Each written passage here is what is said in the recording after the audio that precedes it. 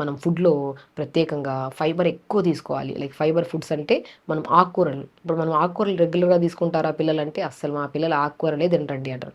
ఆకుకూరలు తినకపోతే ఖచ్చితంగా కంటి సమస్యలు వస్తాయి, కాన్స్టిపేషన్ ప్రాబ్లమ్స్ కూడా వస్తాయి. సో ఆకుకూరల్ని మనం ఒక మీల్ అంటే లంచ్లో పిల్లలకు కానీ మనకు కానీ ఎప్పుడైనా సరే మంచిగా ఇంత బ్రౌన్ రైస్, ఇంత vegetables with combination of paneer curry కొద్దిగా, లైక్ విత్ ఏదైనా ప్రోటీన్ కాంబినేషన్లో కర్రీ, ఒక ఆకుకూర ఫ్రై, ఇలా కంప్లీట్ మీల్లో తిన్నామనుకోండి. దాంతోపాటు మనం లంచ్ చేసిన ఒక 15 to 20 minutes తర్వాత పల్చని మధ్యలో కొద్ది జీలకర్ర కలుపుకొని తాగండి. ఇలా మీల్ తీసుకుంటే ఎందుకు డైజెషన్ అవ్వదు? ఎందుకు కాన్స్టిపేషన్ ప్రాబ్లమ్ వస్తుంది?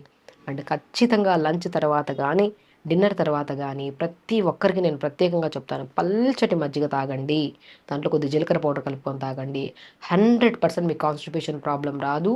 అండ్ ప్రత్యేకంగా ఎవ్వరికి, మనకి చాలా మందిలో చూస్తుంటారు గట్ ఇష్యూస్ ఎక్కువ ఉంటాయి. అంటే వెళ్తే రోజుకు 4, 5 సార్లు మోషన్కి వెళ్తారు, లేకపోతే ఒక 3, 4 రోజుల వరకు మోషన్కి వెళ్ళరు. వెళ్ళిన మోషన్ టైట్గా వస్తుందని